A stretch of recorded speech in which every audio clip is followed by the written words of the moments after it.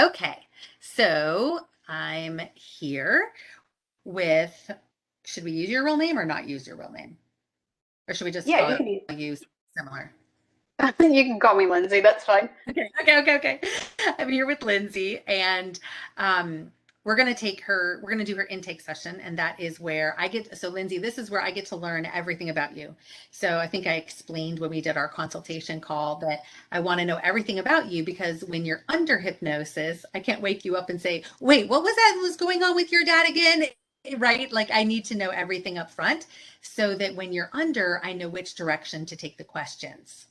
Okay. So you can do one of two things. You can either start with your life where you're at right now and go backwards, or you can start at the beginning and move forward. And we really only need to touch on areas that are significant in your life that you have like questions or issues about. But I definitely want to hear about your immediate family, meaning you, if you have any kids or you're married, and about your parents and growing up. And if everything was great and mom was like amazing stay at home mom, then we can just give her honorary mention and move on.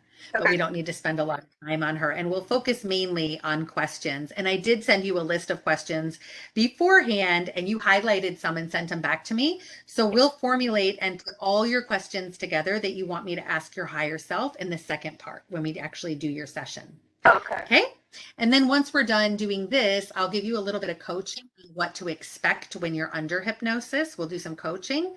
Okay. Um, yeah, and that should be pretty much, we'll get your list all together. That's pretty much how the intake session goes. So do Okay. you want to, let's start with your age first. Tell me your age. Sure. I'm 39. 39. Okay. And do you want to start where you are now and go backward, or do you want to start when you were younger and move forward? I should probably start younger and then move forward. Awesome. Okay. Okay, and I'm going to be looking at my computer this way and taking notes while you're talking to me. I understand. Okay. Okay.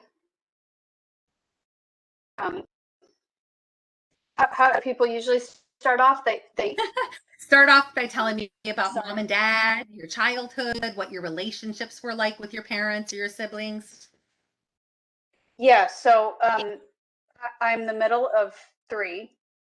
I have an older sister and a younger brother, and we had like probably the world's worst dad in a lot of ways. He was narcissistic, bipolar, classic bipolar. He was a pedophile. Okay, you keep cutting out on me. Are you far away from your Oh, router? I'm Or is it no, I'm your, not. oh, okay. Is I it wonder if maybe it's the my earbuds headphones. or, okay. Yeah, let's try it Is again. that better? Yeah, so far, yeah. So you said he was narcissistic, bipolar, and did you start to say he was a pedophile? Correct. Okay, and how was he a pedophile with all of you? No, fortunately, his brother went after me. He went after my friends, and I was sort of the athletic middle kid, so he would attend all my sport stuff and play coach and all that, which gave him access to a lot of unsupervised children, of course, and kind of made me his like confidant. So we would have terribly inappropriate conversations about affairs before I even knew what the word affair meant, or you know, he would talk to me about drugs. He would talk to me about monogamy. I remember Wait, not knowing what that word meant. hold on, you cut out again. He would talk about what? Oh no, monogamy, Okay, and I didn't know what that meant. okay. About how old were you when all this happened? Gosh, I was probably somewhere between 8 and 16 when I started driving myself. Okay, but he started when you were about 8, you think? Oh yeah, Okay. yeah. Okay. And did you ever tell your mom any of this, or you kind of kept it between you and dad? Um, yeah, I don't remember if or when I told her. She knows now, but not. I don't know if I ever. I just knew I had to play therapist for him because if I kept him happy, it kept the family together. You know, I was kind of that role.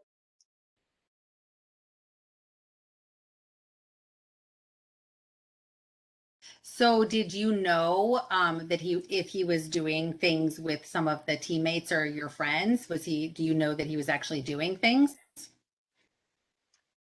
Knowing what I know now, there were probably incidences where I was very confused as well and didn't know if I should tell or if they were going to tell. In the moment, I don't remember it. My dad was, again, the bipolar guy, so everybody loved him. He was class clown. He was, he would give every kid a ride that needed a ride because they were vulnerable, of course. But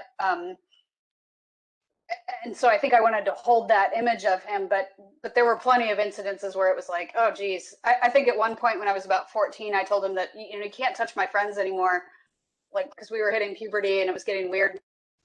And he told me I was crazy like my mother and to shut the fuck up and whatever or else choice words he had for me. Um, and mind you, I've done over a decade of therapy to look at this, and I worked really hard on it. But what it left me with was this feeling of being unworthy because he never really loved any of us. He just used me, especially for my friends. He used me as his confidant, therapist, partner, person, which is emotionally abusive in many ways.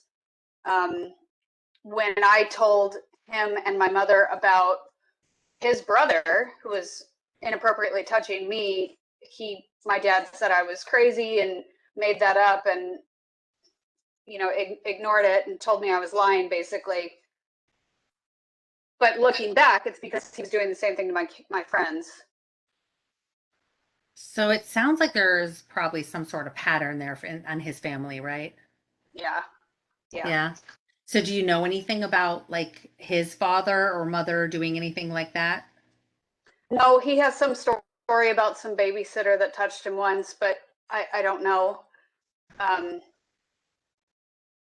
yeah, he got it progressively worse over the years. As one with untreated bipolar, start to sort of fixate on these sexual fantasies. They get really morphed and weird. And um, yeah, I have since gone to the cops, and I have a really thick document on all the things that he did and his brother did, so that if they ever get caught, because statute of limitations has passed, but if they ever get caught, the judge can use those documents as potential evidence. I didn't think there was a statute of limitations, huh? Yeah, it was like in 2006 or something. So all of this happened in like the 90s. Huh. Interesting. Okay. I didn't think I there was know. a limit. Maybe in your state there is, because I'm in Virginia and Yeah, I'm pretty sure there's not a limit here. good. Because I've seen girls in their 20s and 30s take this man from when they were like 8 years old playing piano when he was molesting them while they were waiting for their lesson in the basement with the wife. Mm, So, and they were able to press that. So, interesting. good. Good. Yeah. Yeah. So, are there any questions that you want to ask your higher self about any of those incidences with your dad? And what would those questions be? Um, yeah, I think I would, maybe a why, I guess a general why. Okay. What lessons was I supposed to learn or take from them? But the lesson I still struggle with today is the feeling of being unworthy. I'm unworthy of being safe. I'm unworthy of being protected, even loved. All three of my siblings and I are extremely confused as to how come dad didn't love us? That classic type of thing. So I struggle with worth. Okay, so how about this? I wrote, she feels unworthy of being safe and protected and loved as a result of having the dad she did. Are you, meaning the higher self, are you able to download creator's definition of worthiness into her and remove whatever previous definition of worthiness she carried? Is that good? That's great. Thank you. And then what can you, no, never mind. Oh, and then the next question would be, and can you download the program of, and tell me if you don't want any of these. I'm going to type and then you can tell me when I'm done typing. Okay. Can you download the program of I know how to feel worthy into her? Okay.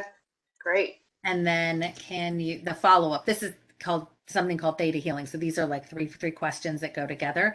And can you Okay. download the program of I know how to be worthy? And then what else could you do for her to help her with the issue of worthiness? And let's just see what suggestions your higher self has. Great. Then you said safe. Should we do all those same things for safe and protected? That would be fantastic Okay. if that's possible. Oh, yeah. I've done that before. So, creator's definition of safe, safety, and protection into her and remove whatever previous definition of safety and protection she carried. And can you download the program of I know how to feel safe and protected?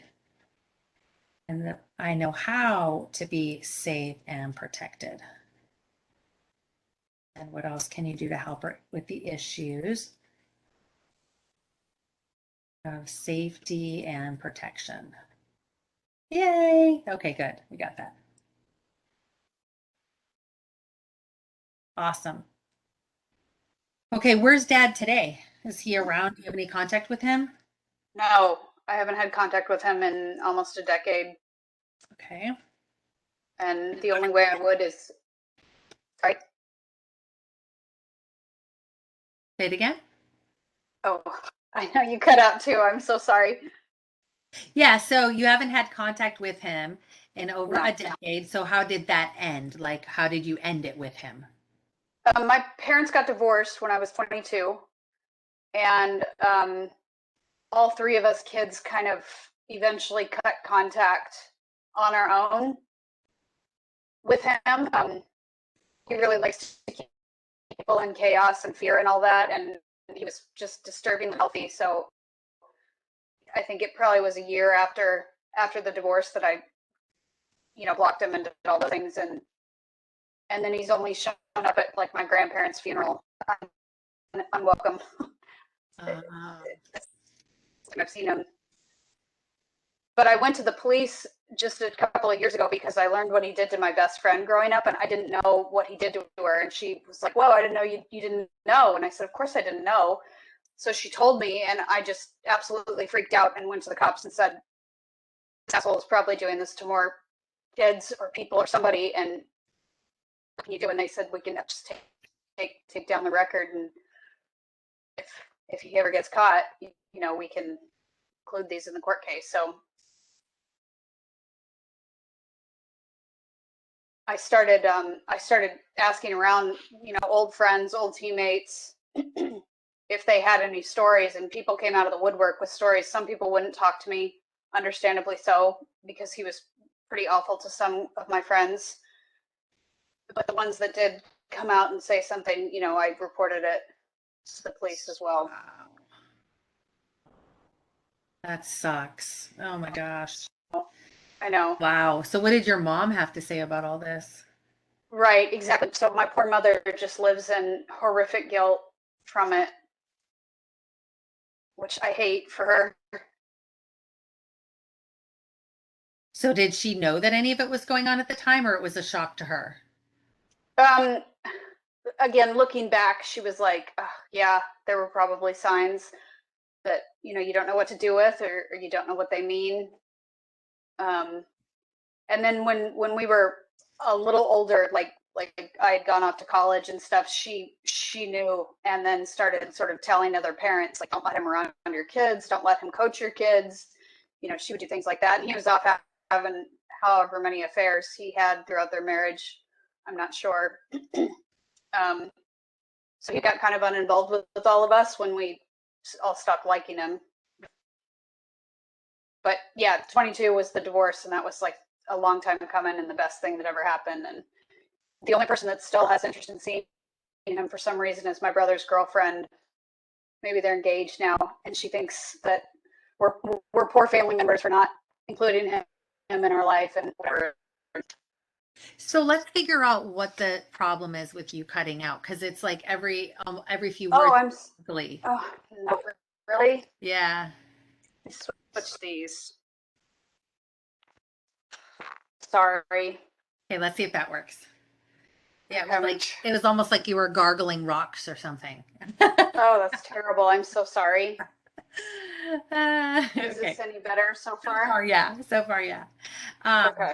Okay, so the brother's girlfriend, and so she still has a connection with him, and you're unsure as to why, or She wants my brother to have a connection with him because she knows it kind of riles up the rest of the family.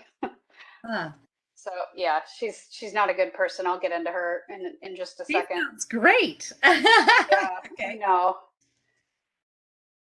So she's like, oh, well, I'm going to invite him to my wedding, which is to my brother, of course. And we're all going, well, if you invite him, we're not going. And if you bring, the niece, my brother's child, then we're going to call Child Protective Services to let them know that there's a pedophile in the area with access to children. Yeah, so they might just be threatening it. Who knows? She might just be doing it to cause a rift, but Right. it's kind of gross And either way. how does your brother feel about your dad? Yeah, he doesn't. My dad was absolutely horrible to my brother, just sucked the life out of him. So to watch my brother do it to his child is incredibly hurtful and hard to watch. So he does the same thing to his child? He does not the pedophile stuff. I'm sorry, not that at least not that I know of or have seen, but yeah, it's this like hypercritical. My dad was great at like setting you up to fail. So he would take me out and he would get me new soccer cleats. And then the next day he'd be yelling at me for being so ungrateful and such a brat. And he got me these soccer cleats. Why can't I be more grateful? And it was like, I didn't even ask for the cleats. Like you bought them for me. So he'll set you up and then he'll knock you down just as quick as he did. He's really good at it. Wow. I know he's a gross guy. But again, I've done over a decade of therapy.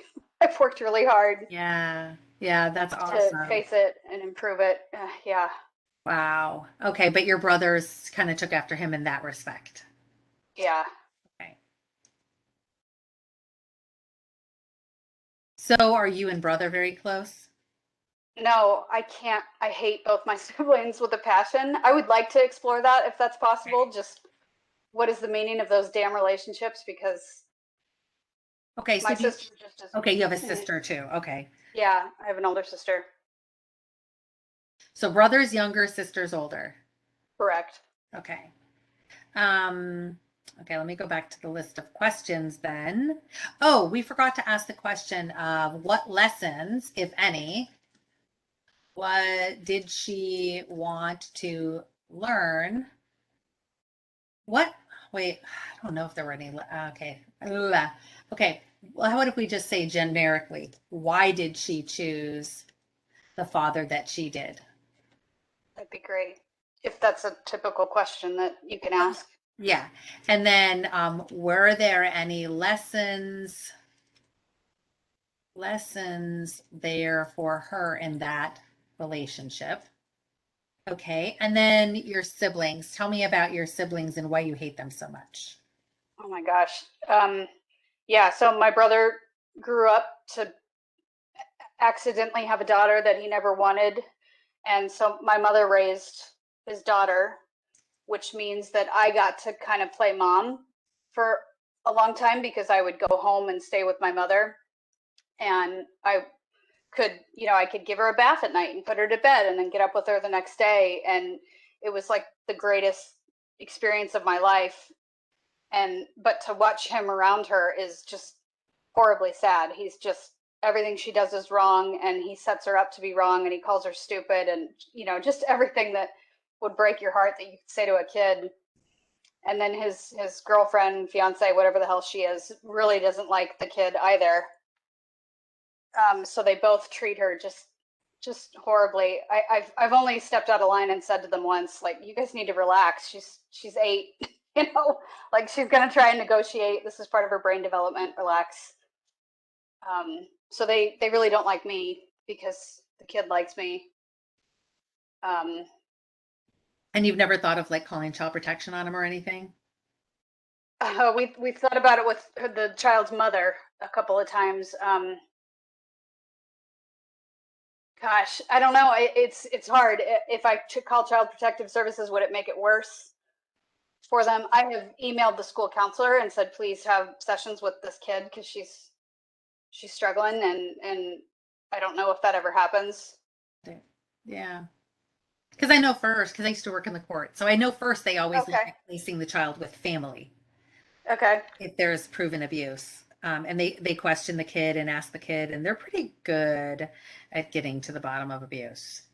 Oh, okay. Good. But I'm not telling you what to do. I was just No, curious yeah. if that had Thank you. ever come up. Okay. No, So girl good. doesn't like the daughter either. So they both treat her horribly. And you said, is she about 8 years old now? She's 10 now. Okay. And the mother, the daughter's mother is just as bad? Yeah, she just doesn't care. I mean, she's got other children with other men, and yeah. So this child's mother is really my mother. It's really grandmother. My mother takes her to dentist appointments, doctor's appointments, you name it. I mean, my mom does everything. Signs are up for sports, absolutely everything. So I've been a very involved aunt, and yeah, it's a really tough situation. Awesome that she has you guys, though, at least somebody to show her love and care and kindness. I mean, imagine if she didn't have that. Oh, Good point. yeah. Wow. Okay. And so there's brother. So what Yeah. about sister? Um, so my sister is married into money. Um, she has a lot of invisible diseases, so migraines, fibromyalgia. She's been up to the Mayo Clinic multiple times, and they kind of send her away going, you really need to go see a psychologist and a psychiatrist before you come back, type of thing. She has a son who is on the spectrum that she's never treated because she didn't ever want to admit that he was on the spectrum. And I think she's about as bipolar as my father, and whatever medication she's on, I think they're a little bit maybe not working because she's really good at projecting, especially if you let her in. And I recently kind of let her back into my life, and I wish I wouldn't have, because she's very disloyal and very untrustworthy, and will use everything against you if she can. I think she's also just very insecure.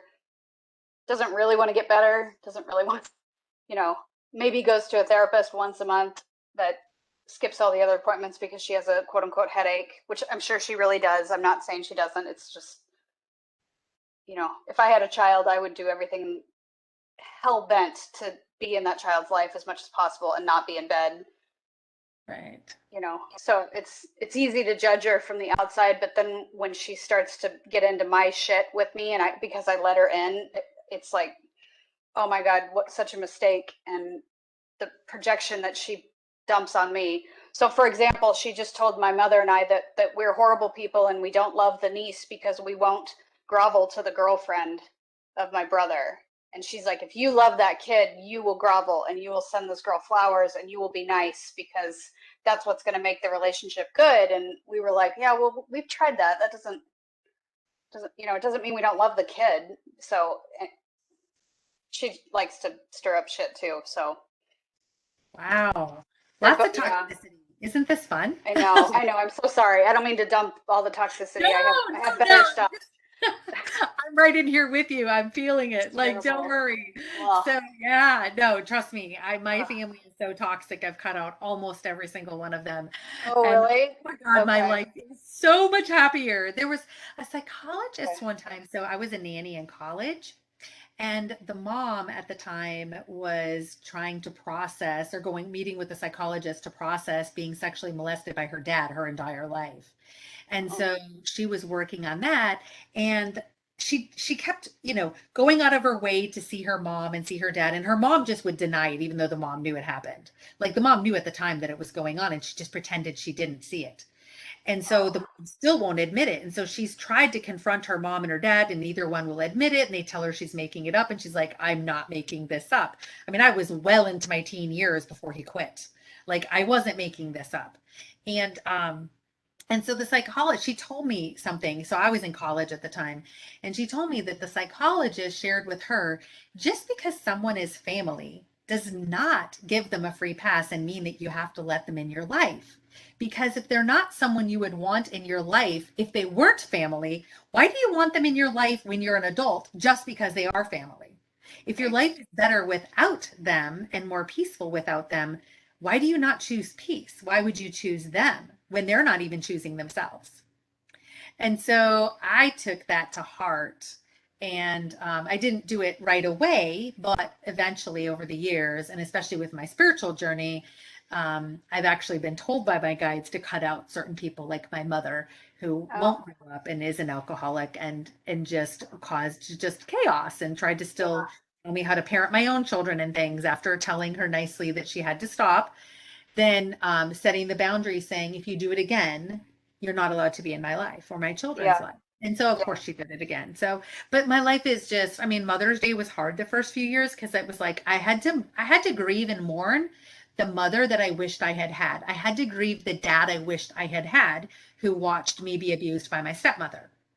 So it's like I'm not grieving losing my dad per se or my mom. I'm grieving, I had to grieve losing, not having the mother that I wished I had had, that I saw other people get to have, right? Yeah. Yep. Yeah. So we grieve that, Yeah.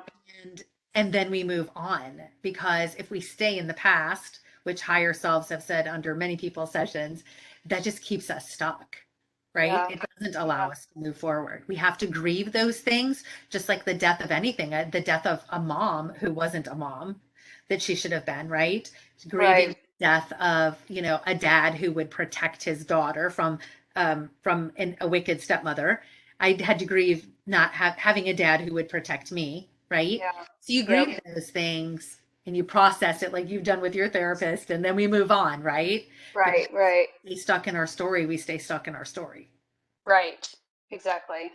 Yeah. Oh dear, I'm so sorry about that. Oh, Oh yeah, yeah. No, I'm like you. It's like I'm done. I'm over it. And my life is so much happy, so much happier without these, certain, some of my sisters, and like just without yeah. them. It's like, oh my gosh, like it's just like this all this weight off of me. And I hear Okay. people talking about family drama and stuff, and I'm like, oh, I'm so glad that's not me. Yeah. Yeah. Exactly. Exactly. I went off and created my own little beautiful family, and we're very, very, very close. You know, Good. my kids, like, I don't think they'll ever leave. I think they're gonna stay with mom Right. forever. But Oh, good. so it's like it's awesome at the same time breaking those family patterns, traumas, Yeah. curses, whatever you want to call them, right? Yeah. So that's why I asked the question earlier for you if we thought there might have been some family generational stuff there, because there may be. And then when we ask for generational healing, so like we could ask an open-ended question, and maybe you highlighted it on the list I have, I don't know, but we can ask an open-ended question like, is there any generational healing that would benefit your family, right? And your higher self will say, oh yeah, there's blah, blah, blah, XYZ, right? And we'll say, gosh, okay, so can we offer that healing of, let's just say that life's a struggle. Let's just say your generations want healing from that belief that life is a struggle. So we offer it to any ancestors that want it.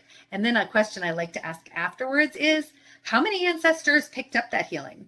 Like when we Mm, just offered it to them, and it hmm. might be like one session I did, it was like only one. And who was that one? Somebody named like Jacob, or I don't know, somebody. And the person was like, I don't know any Jacob. And it was like some ancestor that she had long time ago.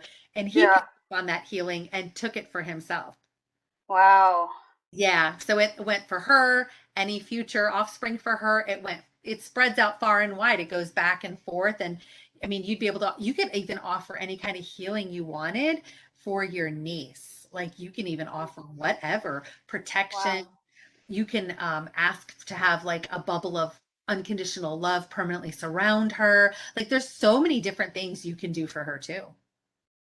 Okay. Wow. That's really neat. I didn't Yeah. know that. Yeah. So, do you want to ask anything about generational, like if your higher self can pick out any generational things, or do you not want to do that? Oh, I don't know. It's almost like I don't want to waste energy on those two. And yet, yeah, if it would help my niece, then So let's word it that way. Let's do just do that. anything. Let's, Okay. yeah, I just thought of that. Let's word it. And do we want to just use her first initial? What's her first initial? A. A. Okay, Mhm. so is there any generational healing that you could facilitate that would benefit, I can type, benefit her niece A? And if so, what is it? Can you do it now? Tell us what you're doing as you do it. And then how will her life be different now that this healing took place compared to what it would have been like had this healing not happened? How about that? Yeah, good. That's Yeah. great. And then do you want to ask any other questions about like what you can do to help her or protect her, or, you know, what would be best as far as any actions you can take? Yeah, that'd be great. Yeah. What actions, if any, can Lyndsie take in order to best help her niece A? And then I'll say, what else? What else? What else? Anything else? Okay. And then from there, depending on what your higher self's answer is, like it might be, whatever it is, I'll say, okay, well, how does she do that? How can she go about doing that? Right. Okay. So, every one question will turn into several more, Okay. just based on the answer that we get. Any other questions about your niece that you can think of? No, that I No. can think of. How about doing that? Do we want to ask your higher self if it has the ability to put a shield of like unconditional love around her so that she can Oh, walk around in that bubble of unconditional creators, unconditional love every day? yeah, that'd be great. Okay. Are you able to work with A's higher self, and wrap her in a bubble of unconditional love and light so that she can feed off of that instead of abusive words and actions, um,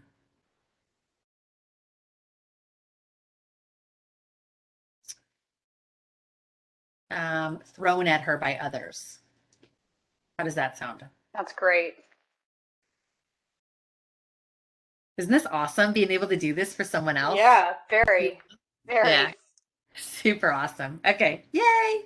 Okay. Um, Now let me go back to my notes. Um,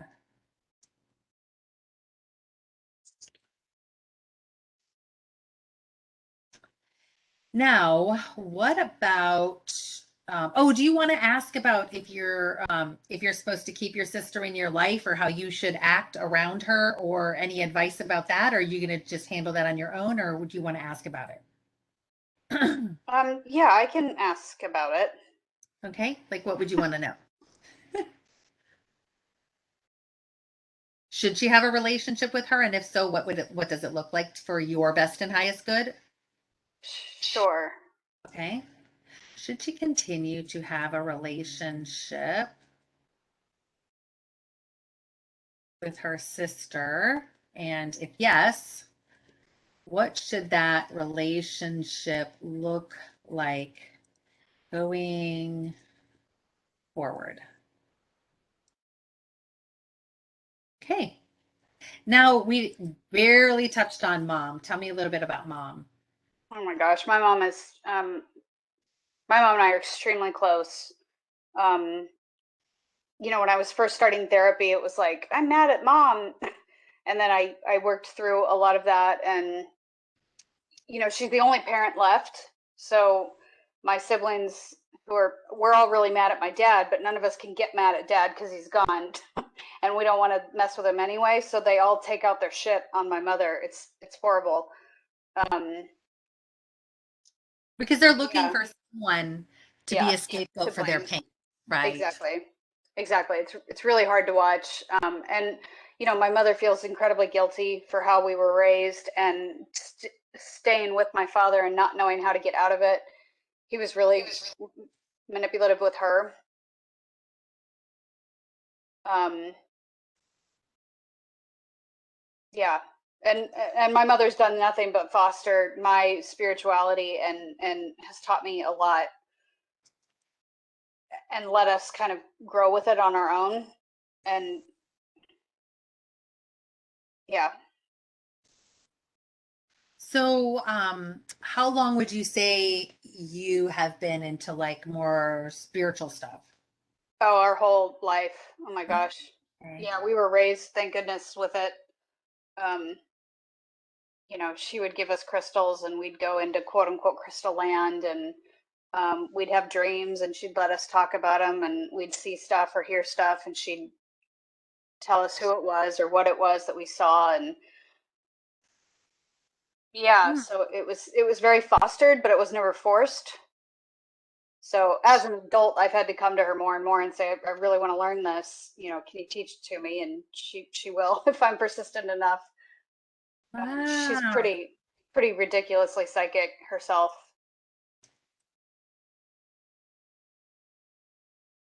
that's awesome. Yeah, yeah. So Wow, she wanted some kind of lesson being married to your dad, obviously. yeah, she had Uh, lost her. She lost her. We would call him a twin soul. She learned later. They met in fourth grade and got married finally and had a daughter together who died of Edwards disease, and her husband also died. now when was this? After your dad? No, this was no before I was around. Okay. um, so that man, his name is Gary, and he's oh, I'm sorry, I'm not supposed to say names. His name is Gary. It's okay. He's dead. He's gone, so I don't think he'll matter. He'll mind. Um, um, he's quite the guardian angel for us, I must say.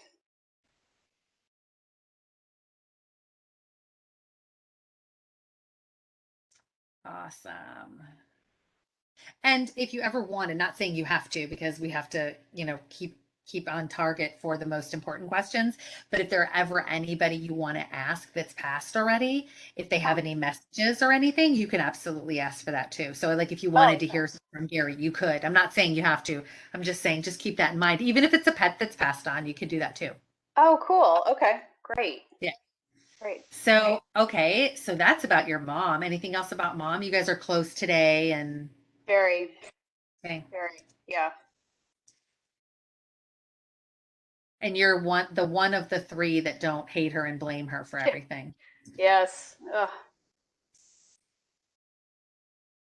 But they both need her. The irony is they need her because they both have children that she will love unconditionally and watch and do anything for and babysit and all that.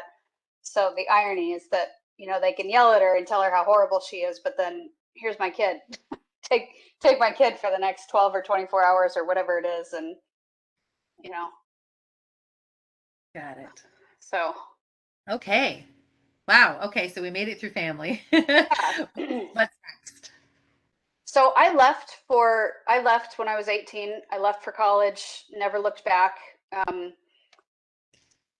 and in my early 20s, I was like, boy, I'm on this like path of self-destruction. It was like self-sabotage because I was abused and I didn't know how to deal with that, and I hated my dad and I didn't know how to deal with that, you know. So I started going to therapy, and I met a gentleman that I will just say we think that he was a in the military during Vietnam with Gary. We think that they were together, and that Gary kind of finagled this like meetup between me and him, so we could be together. And he gave me, you know, the opportunity to trust a man and feel safe and be in a good partnership and whatnot. So we got married in our late 20s. Okay. I'm very much a drifter. I've lived a lot of different places. I'm not afraid to move. I'm not afraid to try new things. And I decided when I was 30, with the approval of my husband, that I was going to go get a PhD. He was excited about it. I was excited about it. I settled on 3 different schools and then finally chose one in northern Colorado. And it was getting closer and closer to the time where we were to move. And mind you, picking out a PhD program is like a year-long process. This is not like in 2 weeks I'm going to go back to school. You know, it wasn't like that. It was a very long, drawn-out process. And mind you, I had done all this therapy to like be the healthy person in this relationship, because he was very much my mother. He was sort of the gentle one, and I was the one that could rage. And I had to learn how to like not be my dad, basically. And it was everything I needed and more. And anyway, sorry. So I picked up the PhD program. We're moving to Colorado. Isn't this great? And as time got closer to moving, I realized like, oh my gosh, I don't think he's coming.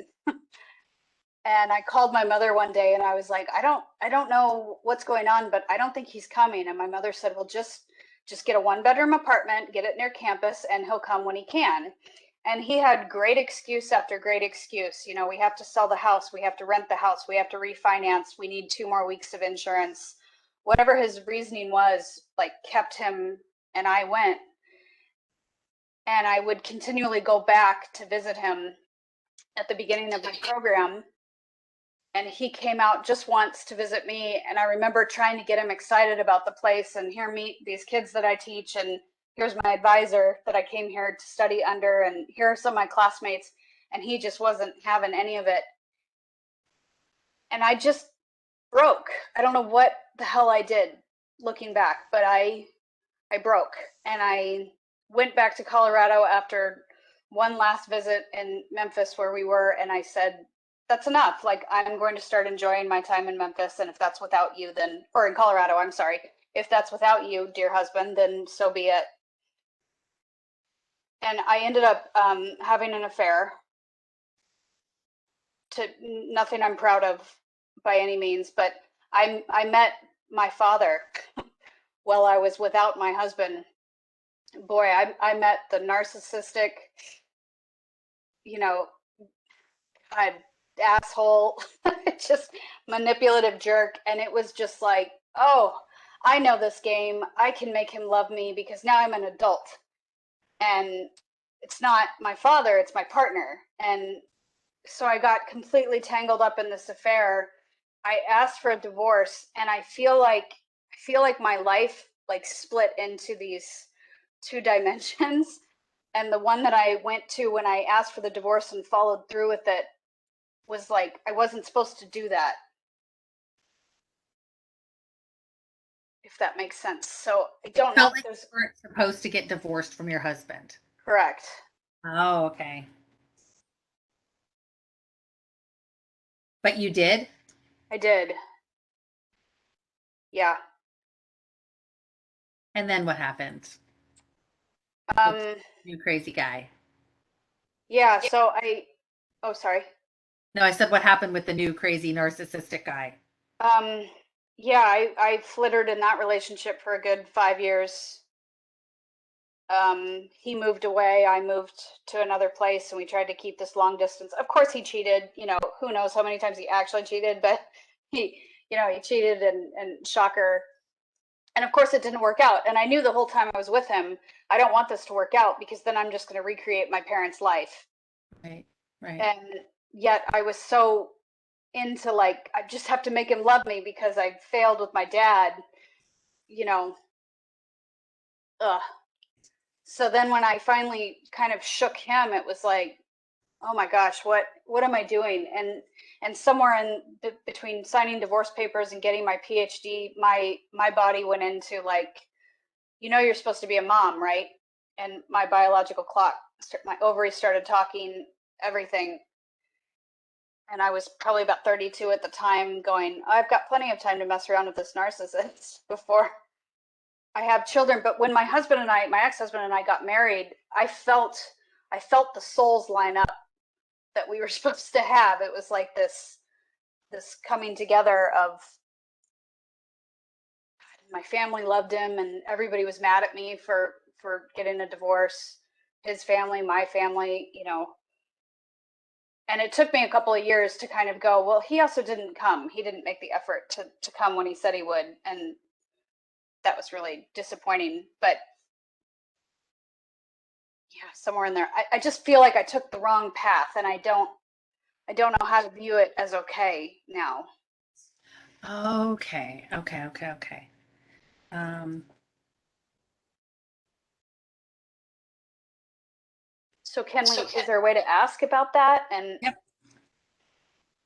So quick question before we get to the question is there a possibility for the two of you to get back together, or is that gone?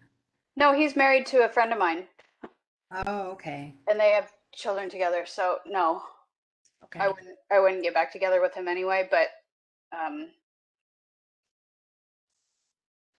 yeah, Okay. no. So let me go back to the questions. And so what's the first initial of his name? L. Did you say L? Yeah, L. Mhm. Okay. So Or ex-husband. We could call him right, whatever. with the ex-husband. Okay, okay, okay. Um was she, tell me if you want me to reword it. Was she meant to stay married to her ex-husband and have a family with him? Was that was there a pre-birth plan for that to happen? And if not, what lessons, if any, were there for her in that marriage? How about that? Perfect. Okay. And then there'll be more questions from those, of Okay. course. Okay. Great. Okay. All right. So we got rid of the narcissistic guy. You got divorced. You did get your PhD, is that right? I did, yeah. Okay. Okay. And what was your PhD in? Social psychology of sport and physical activity. Okay. And are you using that right now? Oh yeah. And do you Yeah, like what? my career is the only thing I have going for me, sadly. Okay. Only thing I have going for me, sadly. I wrote that down in quotes. Okay. Because that's how you view it. Okay. Yeah. Um, I worked my ass off to be where I am now, okay. and Rock wouldn't star. trade it for the world, but I lost a lot in the process, um, relationship wise. I lost my husband. I messed around with the wrong guy for way too long, lost time.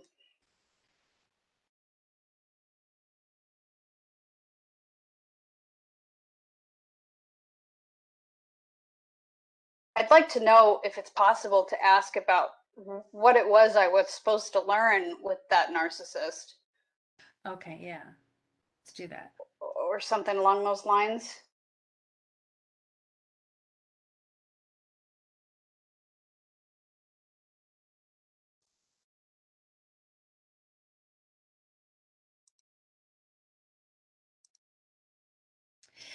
Something that just amazes me is how many narcissists there are out there. Mm. And it's easy from someone on the outside, if they've never been entangled with a narcissist before, to just go, oh, they're calling other people narcissists again, right? But and it's really awesome. I mean, it's awesome. It's not awesome. It's awesome, but it's not awesome. That my first husband was a narcissist. So Oh, my guides told me that one of the reasons I had a narcissistic husband who caused me all kinds of pain and trauma and drama was so that when I got to this point in my life, someone could just tell me they were with a narcissist and I would know exactly everything they've been through and be able to completely understand rather than just have it be a label you slap on people as, oh, they obviously mean that's negative. But until you've been involved with a narcissist, like you don't know how damaging and traumatizing and just plain evil they really are. I mean, yeah. they really are almost like soulless people, right? Full. Yeah, that's a good Yeah. word. Yeah, like soulless. So, so I totally and completely understand where you're coming from when you said Oh, you were great. a narcissist and that this guy was a narcissist. I get it Okay. completely. Okay. Completely. So I know how damaging they are. Okay. So, so yeah, good question. What lessons, if any, were there for her in the relationship she had with the narcissistic guy? And I also know how incredibly difficult it is to get out of a relationship. Yes. Yes. Very difficult. And I'm a very strong person, and you look like you are too. You seem like you are. But even being a strong woman, it's just like, how in the heck did I get myself into this? Right? Yep. Yep. Crazy. Oh, yes. Okay, but it's all behind. So, okay, so we got that. What lessons were there in that relationship, if any? Yes. Okay, and so you got your PhD, and so Yep. what's happened since both of those relationships ended? So I've moved a couple of times for jobs, and without my ex-husband to drag around, I've been able to move Okay, at my leisure. Um, I've collected a couple of really great dogs along the way, and obviously made some headway in my career. I would really like to ask about my career. There's a field of there's a passionate part to my career, and then there's sort of the like crap I have to do because it's funded, oh, got it. and Okay. and I can't get the passionate stuff funded, and I really want to know why, how, if I'm missing something. Okay, so what is the passionate part that doesn't get funded? I do disability and physical activity is my my focus, and there's a type of training. It's CrossFit, but it's called high intensity functional training in the literature, and it's people with disability are doing this at their will, all kinds of disability, and the progress that we see with it is like it's just it's far beyond what any rehabilitation place can ever give someone, whether it's spinal cord injury, MS, post stroke, amputee, you name it. The functional movements of this exercise, and I was a personal trainer for 10 years and a coach for much longer, and I thought I knew everything there was to know about exercise, and when I got exposed to CrossFit, it was like, oh geez, this is like 1,000 times better than I could have ever thought. And I started learning stuff myself. So when I watch people with disability do it, I have this drive to give them an empirical platform because it would bring in funding and opportunity for them to continue to do it. Everything from equipment to you have what 6 times to go to a rehab facility, and then they go, well, good luck, keep going, even though you got a spinal cord injury 2 years ago. We don't know what doctors and rehabilitation specialists don't know what kind of exercise to send them to do. And these boxes are everywhere. These coaches are everywhere that can work with these people. And these coaches are willing to do it, even if they don't quite know a lot about the disability, they're still willing to learn. I'm really involved with the training organization that was started less than 10 years ago. Um, and so I've gotten plugged in and I've written quite a few grant proposals for it, and I can't seem to get it funded. And I need it to get funded, otherwise I can't do it. Or the pilot data that I have collected is just that, it's just pilot data. So um, is These people So are really neat though that do it. It's pretty cool. And so, to make sure that I understand and we can ask it correctly, I wrote in her career, she does disability and physical activity, a type of CrossFit for people with disabilities. And the Yeah. progress they see with it is far beyond what any rehabilitation facility can give anyone. She wants to get funding for this program so more people can have access to it. Is that right? Yes. Okay, Yes. access to it. But you feel like you're blocked? Yes. Okay, but feels like she is blocked. What is blocking that from happening? Can you help remove that block, or what can she do? What do slash what steps can she take to make it happen? Or is there something else she is supposed to be focusing her efforts on? Yeah, great. That's great. Okay, for not knowing everything you were talking about in detail, I hope That I was did. Okay. perfect. Oh my gosh. Yeah. Okay. That was really good. Okay, awesome. All right, love it. Okay. And what else? Is it a lot of focus on career? Is there a man in your life now? No kids, I'm taking it. Just a couple of dogs. And are you single or seeing someone, wanting someone? Yeah, this is the really hard part, and I've been trying to get up the courage to. I knew this whole month I was going to talk to you about this, and I've been meditating on it so that I was brave enough to come here. And sorry, sorry. Um, yeah. So a couple of years ago, I met a new guy, and he's a little bit younger than me, so I always sort of saw it as like, oh, it'll just be temporary and fun, and after the narcissist I could use someone who's just fun and not serious. And after a couple of years we kind of started to get more serious, and I ended up um, I finally got the courage up to go to the doctor to figure out just where I was with my fertility. I didn't know.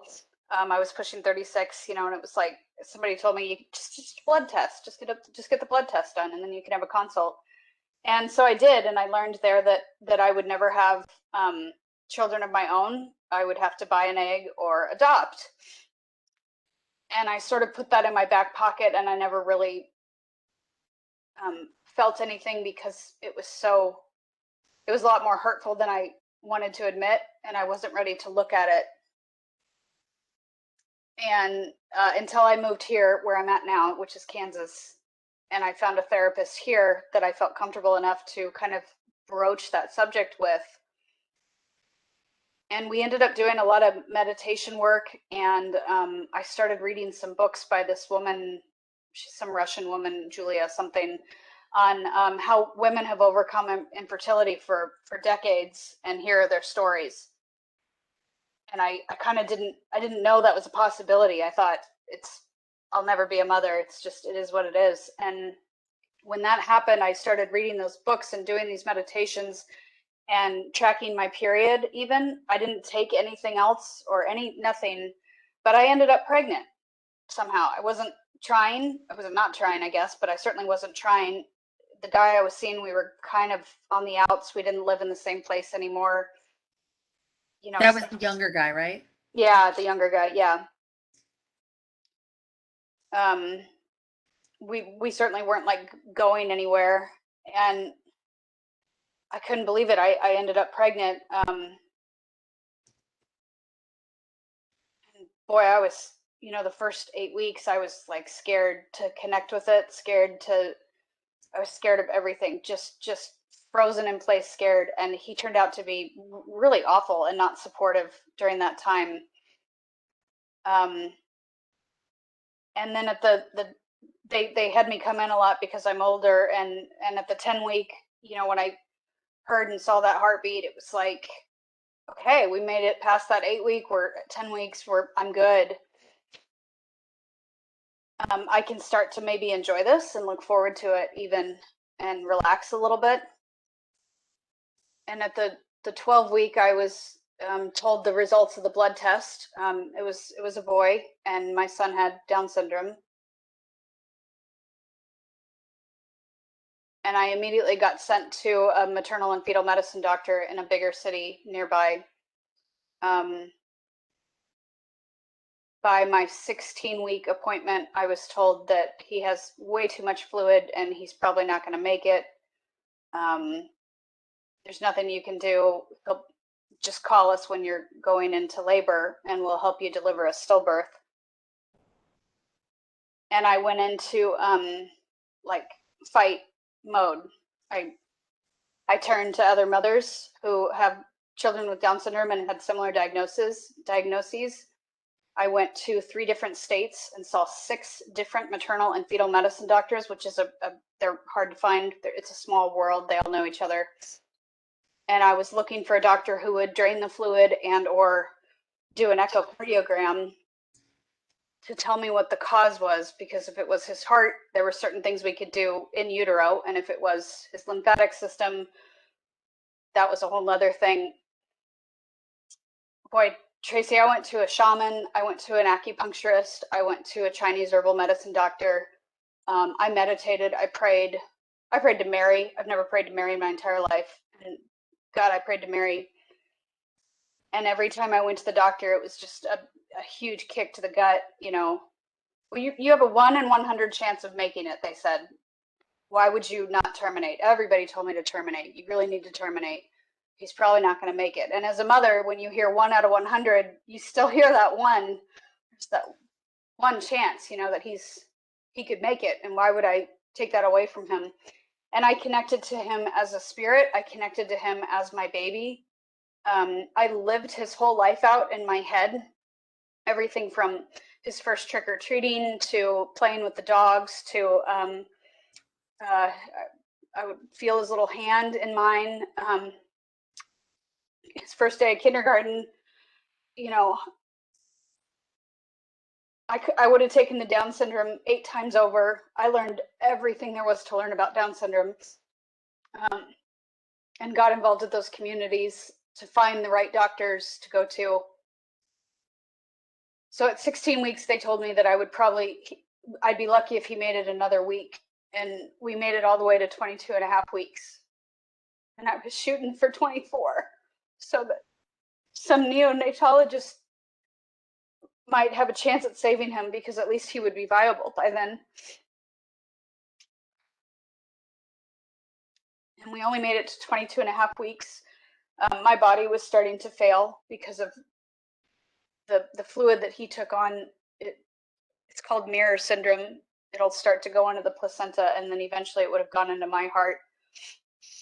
And I kept telling the doctors, can someone just check my urine protein because my blood pressure's up? And they kept saying, oh, you're just stressed. And finally, some doctor did take my urine and said, oh yeah, it's really elevated. And so by the time he didn't have a heartbeat at 22 and a half weeks, they were like, we really gotta get him out. And I wish I would have gone with him.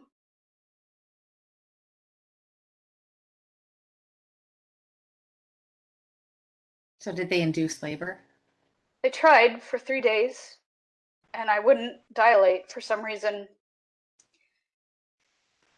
And after I lost a lot of blood, and my blood pressure was still really high, and I was starting to get fevers and all this, the doctor finally came in and said, we have to go to the OR, and if I can't get him out, I'm going to knock you out. If I can't get him out vaginally, I got to go in cesarean and get him. And so now I have a huge C-section scar, and I held my dead son for 3 days.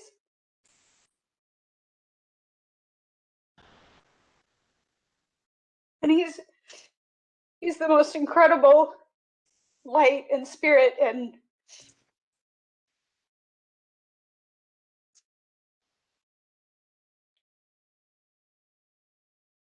yeah, sorry. Nothing to be sorry about.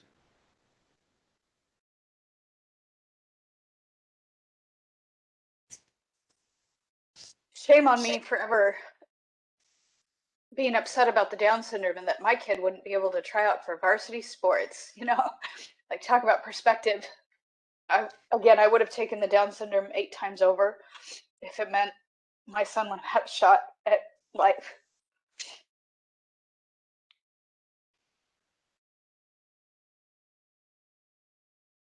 Did you name him? Yeah, What's yeah. his name? His name is Henry Eugene, but we call him Hank.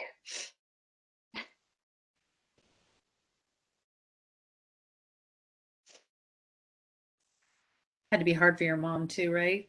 Yeah, yeah. My mother was incredibly supportive, and yes, to relive all that trauma for her was, yeah, very hard. She was very strong for me. So, Yeah, lots of questions about that, right? About Hank. right, Yeah. right, I'm right. so sorry. Oh my gosh. That's okay. It's Me like to too. lose a child too. My daughter was 5 months. Say that again, please. Did I you? said I know what it's like to lose a child. My daughter was 5 months. Oh, Tracy, I'm so sorry. My narcissistic first husband actually killed her though. Oh God, Tracy. Yeah. Oh, So yeah, I can relate. I didn't go through everything you did, but I can relate. oh, that's horrible. Yeah. And they say, and I can actually talk about it today without crying because she would have been 25. I think she would have turned 25 this past June. So it took me over 20 years to not cry when I talked about it. Oh my God. So they say time heals all wounds. It doesn't heal them. It just makes it so you don't break down into a complete crying fit every time you talk about them, right? That's what happens. What's Uh, her name? promise. Oh my gosh, that's beautiful. Yeah. Yeah. He Oh, kicked me I'm out of the house and then he didn't do it on purpose. He was just neglectful and put a pillow over her bassinet to keep her warm after I had told him before when I caught him doing that one time, screaming at him, don't ever do that again. And he said the ruffles around the edges of the pillows were enough for her to get oxygen. It wasn't. He kicked me out of the house, so I wasn't even there when it happened. Like we had gotten in a fight, of course, because it always happens with narcissists.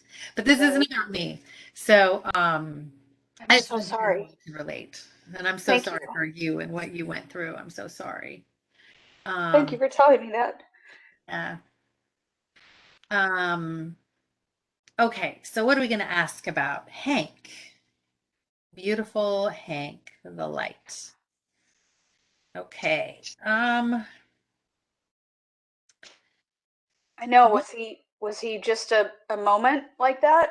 Was he never meant to come in, or well, let's ask that. Did yeah? he plan on having a physical life outside the womb? Or was his plan just to be alive inside the womb? And that does happen, just so you know. There are some souls who are like, nope, I'm not meant to live outside the womb. I'm just coming down for the cozy oneness, closeness experience in there. And for whatever lesson my mom, whoever the mom is, has chosen to experience whatever her lesson is, I'll volunteer to be in there because it's nice and cozy. And I love that connectedness, right? Huh. So we'll find out, what Okay. Hank's plan was. And then, and then, so what can you tell? Oh, I could type. What can you tell us about Hank? Did he plan on having a physical life outside the womb, or was his plan just to be alive inside the womb? Um, why did she experience um, all of that with her pregnancy? And what lessons or experiences did Lyndsie um, have as a result of this? And did she choose those experiences before she came here, knowing this would happen? Anything else? Oh, does he have any messages for you? You want to ask that? Yeah, that'd be great.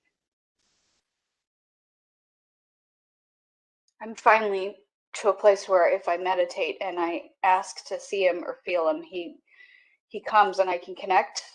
I've been just grieving that baby, not his whole soul that's healthy and fine and doesn't need anything. I've been yeah, so it's So let's ask, does she have any trauma stored in her body, in her physical or energetic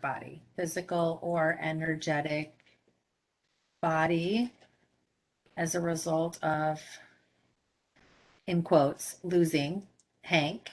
Hank? If yes, where is it and can you remove it? And then, of course, I would ask your higher self, what are you going to replace it with? Once you remove that trauma, what are you going to replace it with?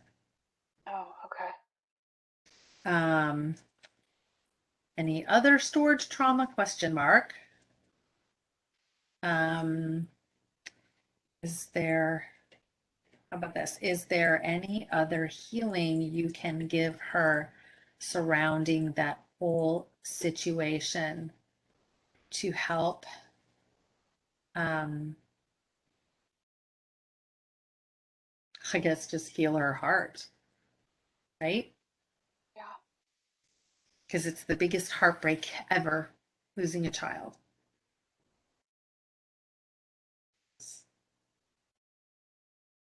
So sorry. Yeah, me too. Thank you for your understanding. Um, I have maybe in part desperation and part because I don't know what else to do with myself, I have plunged headfirst into getting a home study so that I can go on an adoption list for children with Down syndrome. Nice. So have you started the home study yet? Yeah, I'm in the process of it. Oh, okay. She is in the process of undergoing a home study to become, is it going to be a foster to adopt or No, just a straight adoption?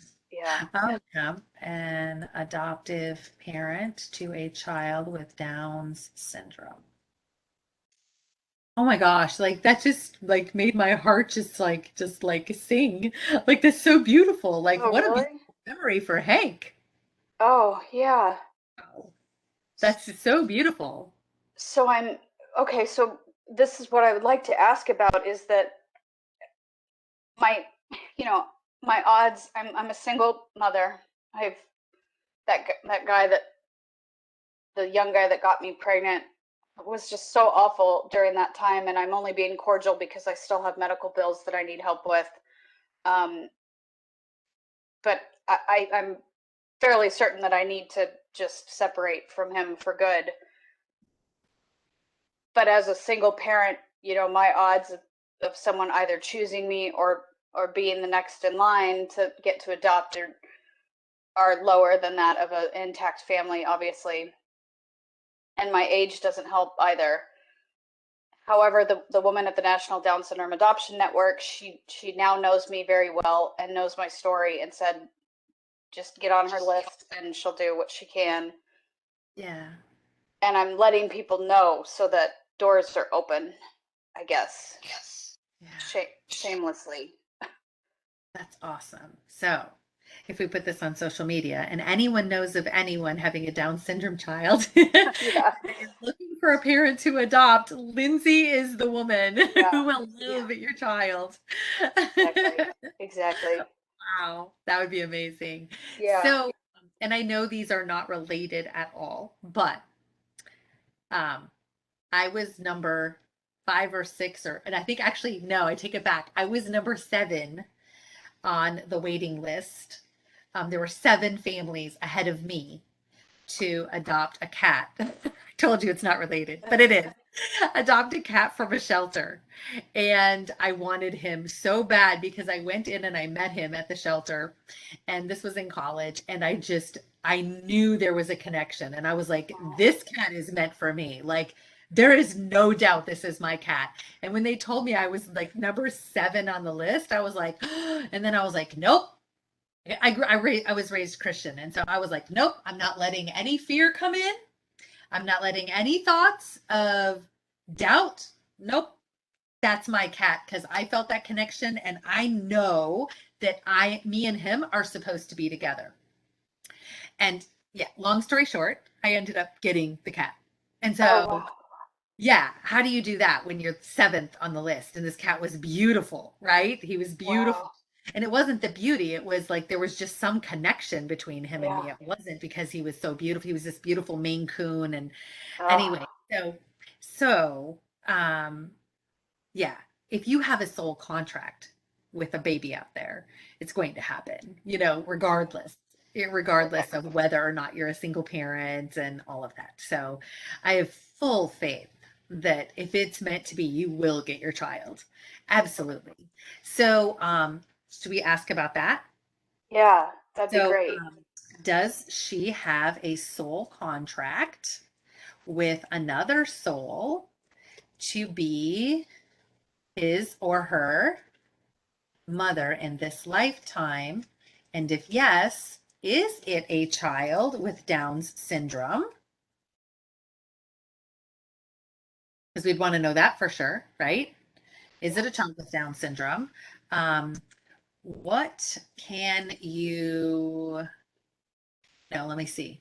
Not what can you, or what advice can you give her in terms of finding and being connected to her future child? What steps should she take? How about that? Yeah, that's great. Yeah. Awesome. Ooh, that's amazing.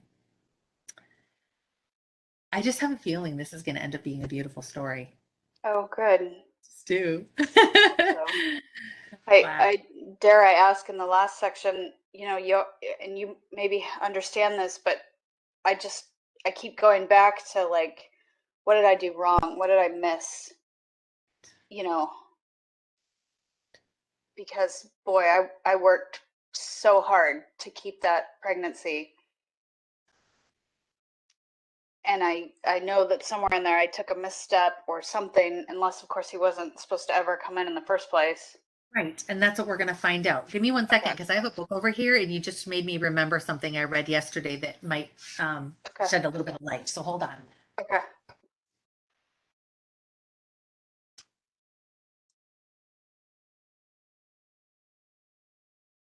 This is an amazing book that I just ordered and I'm barely started with it. And Okay. I explained to my boyfriend, I'm like, I'm on page 6 and I just love this book. But there's me, I get a new book like every other day. And he's like, oh Yeah. my God, but anyway, so like I'm crazy about spiritual books. So where was it that I was reading yesterday? I know I highlighted it, so let me find it. Uh,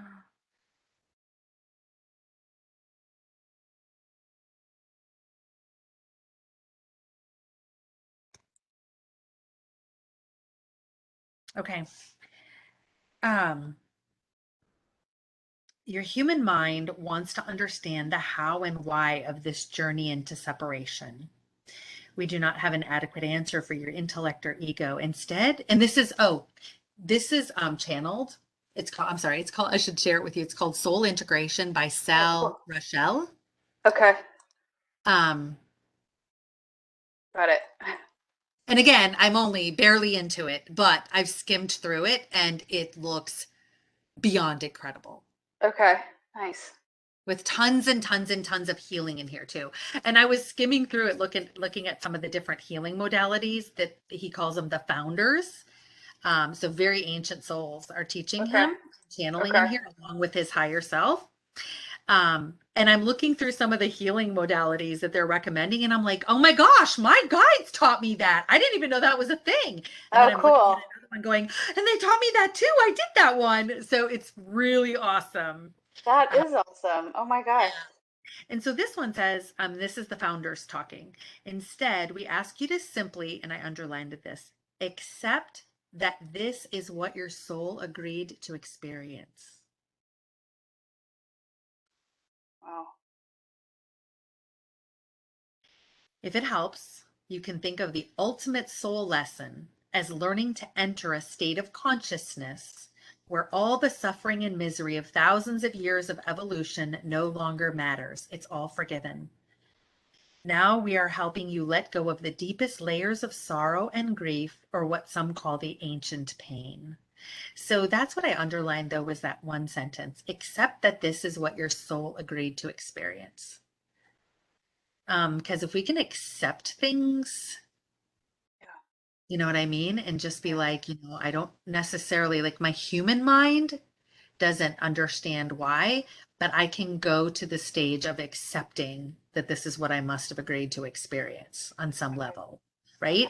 Yeah. And so just a super quick example, because this is about you, not about anybody else, Oh, I but like that though a lot. turning Had my that ring off, book in sorry. my cart. Oh my gosh. Thank Oh, and you. I want to read his other one too. The one before this, which I'm ordering. Like it just reminded me I need to order it now. Whatever one was right before this, what was it? What did he call it? Shoot.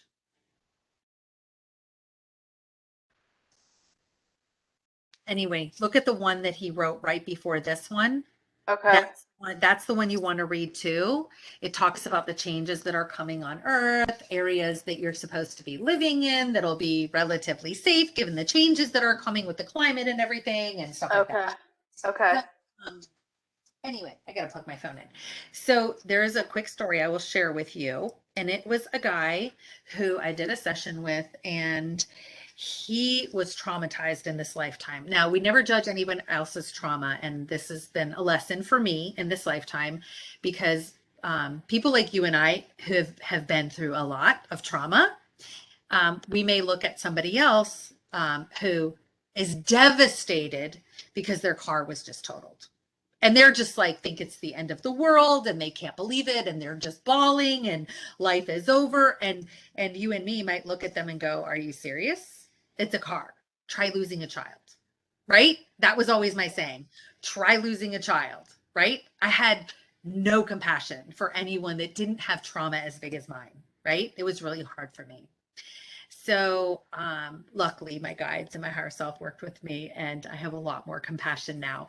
And so, what one of my master teachers said was, someone else's trauma might be a crooked picture on the wall, and that might be traumatizing to them. Don't ever judge someone else's trauma because to them it's trauma, and trauma is trauma, right? Hmm. So, this guy was traumatized because a friend of his in this lifetime and him started a business together. And according to him, it was his lottery ticket for this lifetime. And the business was flourishing. And he was like, wow, on top of the world. He had this wife, they had two kids. And then he didn't give me the details, but all of a sudden, like the friend just stole the business out from right underneath him and he lost everything. And the friend's off running with this business now and doing very, very well successfully. Whereas this guy who came to my session is a struggling middle school math teacher who struggles, financially, and he doesn't have the abundant life that he thought he was going to have. And his wife ended up leaving him over this because he got in this victim mentality of, oh, how can you do this to me? And it was just really traumatizing for him, even to the day when I did this session with him a couple of years ago. So we did a higher self hypnosis session and we looked at a past life. And your higher self always shows you lives that are relevant in some way, shape, or form. And the life that his higher self showed him, the past life, was he wasn't sure if it was a brother or a friend, but they were, had a very close relationship. But he was a very big bully to this other boy who became a man. And we went to one scene where he was on his deathbed, and he was very, very, very mean to him. So like for example, it was the other guy's birthday. It was like his 12th birthday or something, and he knew it was super important for the friend brother that he show up for his birthday, so he purposely did not come to the birthday just to purposely hurt his friend. So he was really mean to him.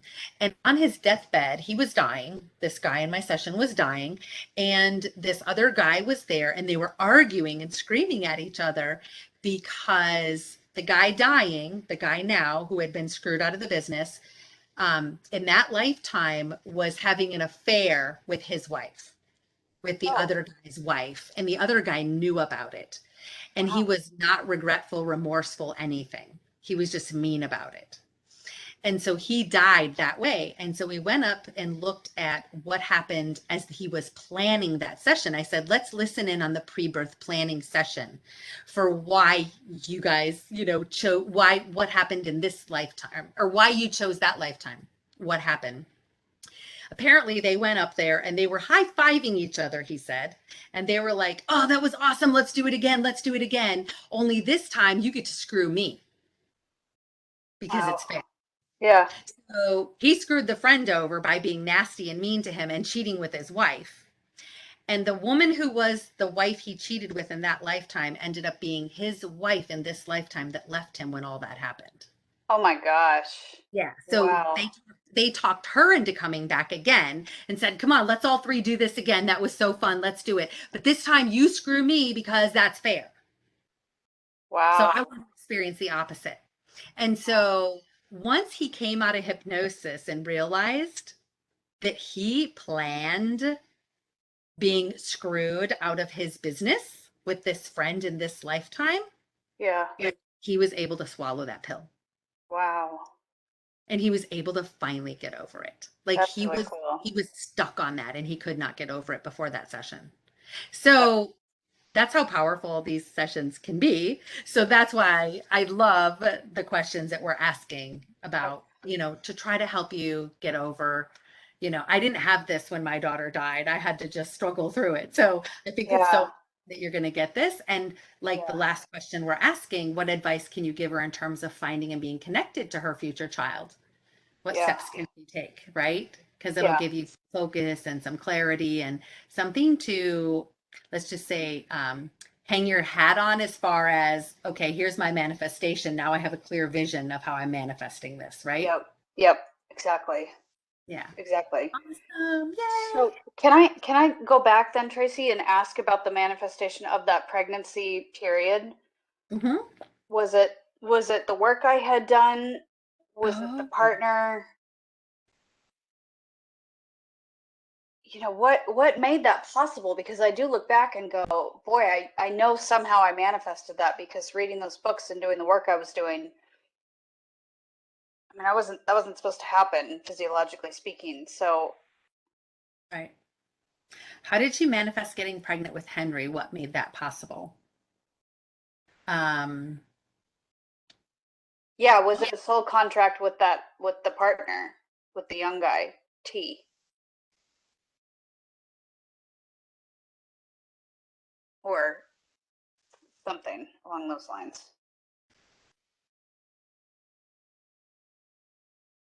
so what did you want to ask about T? I'm sorry. Well, was it because of him that I was able to get that pregnancy? Because the other thing I'm doing besides going on the adoption list is talking to fertility doctors, and here I'm still kind of fresh out of the surgery, so I can't do it for a couple of months, but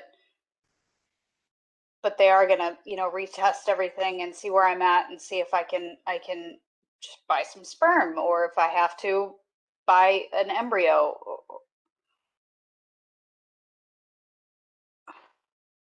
And how old are you again? I'm 39. But was I 38 or 39 when I had my last daughter? So, and she's beautiful and strong and healthy. A little crazy, but yeah, but she's all there. Right. But Um, but 2 years ago I was told you can't. Your numbers are too low.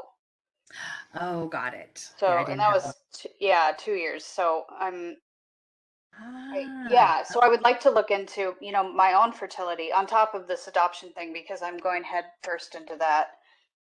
Um,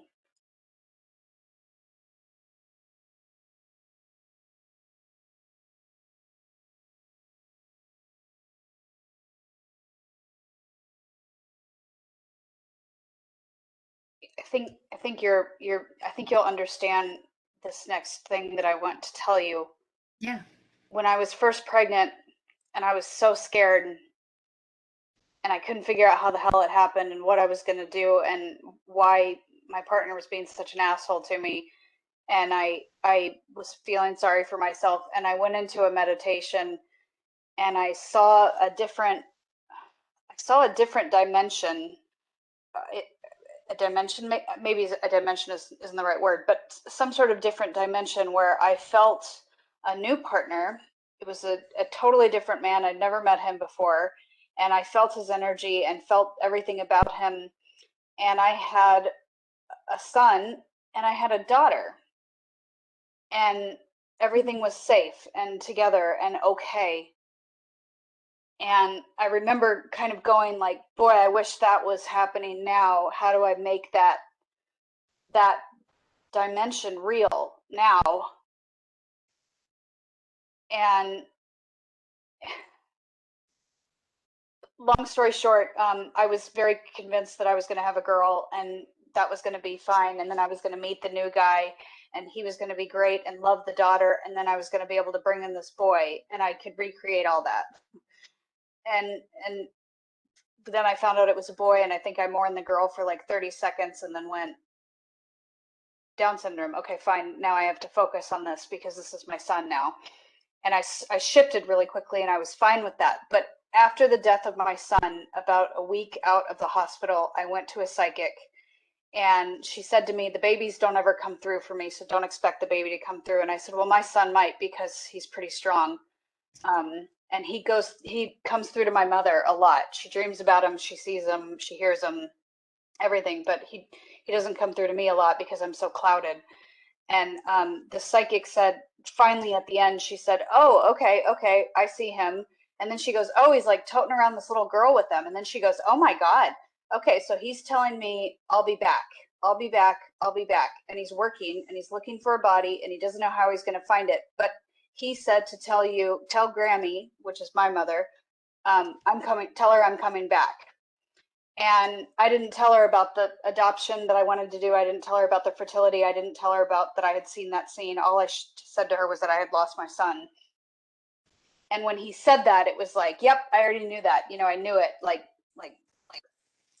that body wasn't right, what we created. And so we're going to do it again, but it's going to be the right body or the right whatever it's supposed to be. And then the fact that she noticed the little girl with him, ever since that psychic said that, my mother will see Hank as mostly an orange light is how she sees him, and then she always sees this little pink thing like following him around. And the psychic said they're not twins, they're not going to come in together, but boy, they're going to come in really close together somehow. And then she goes, okay, well, I'm trying to figure out how it's going to happen, and they won't tell me because then you're going to change your actions. So it And could be a natural one and a right, adoption. exactly. So in my head, yes, somehow I can manifest all of that, even though I just lost the biggest fight of my life. You know, ugh, Right. does that make sense? Yeah. Okay. So let me go back to the questions. In a meditation before, she saw herself a different partner and a son and a daughter. Was that a different dimension or parallel reality? Or is that something that will be manifested in this lifetime? Is she meant to have two children? What can you tell her about this? Leaving it pretty open-ended. How about Great. that? Thank you. Thank you. Awesome. Great questions. Thank you Anything for letting me else? share all that. Sorry, that was a lot, but Gosh, yeah. No. Oh my gosh. If I look up above, let's see if there are any really, really good ones. I did want to Um, ask about a partner as well, and oh yeah, of course. Okay. how I feel like I blew it by getting divorced. I feel like I've set myself up to never deserve another partner. even though I work really hard at myself, I continue to do therapy and will continue to do therapy for the rest of my life. And I know I could be a good partner to someone else. So when I continually attract people who are not worthy of me, it's almost like, well, it's safe because then it's not, I'm not reliving dad's story. And I want to remove those blocks so that I can attract someone who is at my vibration and my level and is worthy and I'm worthy of. And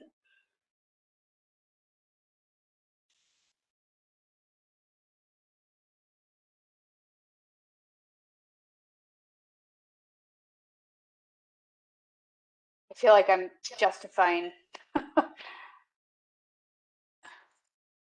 So she feels like she blew it by getting divorced and doesn't necessarily deserve a new partner. Can you heal her of this thought pattern? Um, pattern or belief of this belief. Yeah. Belief. Does she have any blocks to attracting a new partner? If so, what are they and can you remove them? And is she meant to meet a new partner in the near future? And if the answer is yes, if yes, can you give her a sign to look for so she can know it is the person she is meant to be with? Want a sign? That's great. That's great. Thank you. Right? Yeah. And then did we throw in fertility questions? I'm sorry. Is it okay I to think I ask? did. I think Okay. I did. Let me Okay. see. Is she meant to get pregnant again? If yes, what can you tell her about that? Can you make it happen? And then whatever your higher self says, I'll go off that. Okay. Um, Great. and Thank I'll you. put in parentheses fertility, just so I don't forget fertility. Okay. Okay.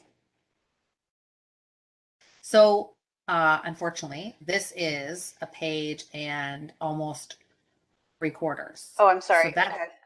no. What I was going to say, that's pretty much the limit, but let's Yeah. squeeze in maybe one or two from the list above if we can. So let me look at the ones you've highlighted and let's see what we can look at. Okay. Let me see. These were great questions. I didn't know where to start or stop or. I know they're so good questions that I send everyone. I mean, you could literally do like probably 6, 7 sessions and just to get all kinds of amazing downloads and upgrades and changing of belief system, belief patterns. Um,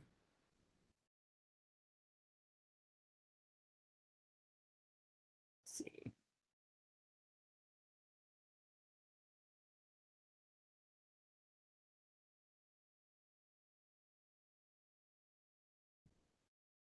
How about this one? What are some of this person's current belief systems that cause problems and blockages in their life, and can they be cleared and any physical symptoms healed? You want that one? Yeah, that'd be great. That would be a really good one. Yeah, and the healing modalities one on health and body, that was a good question. The body scan one? Um, Which one? yeah, it's number 7, but I mean all of those along those lines are so. Well, and that one will kind of go along with it. So how about Oh, this okay. one? Can Okay. you do a body scan to see if this person needs to be aware of any physical issues in their body and can you heal them? Right? Or what Yes. can you do to heal them? Right? Yes. Great.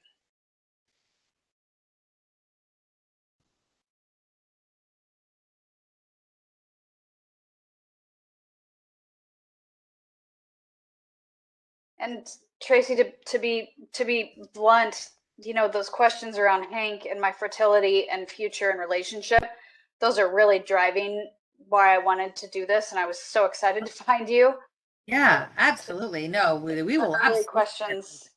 Okay, the early questions about my, siblings, like, in comparison to that. I yeah, get it. exactly.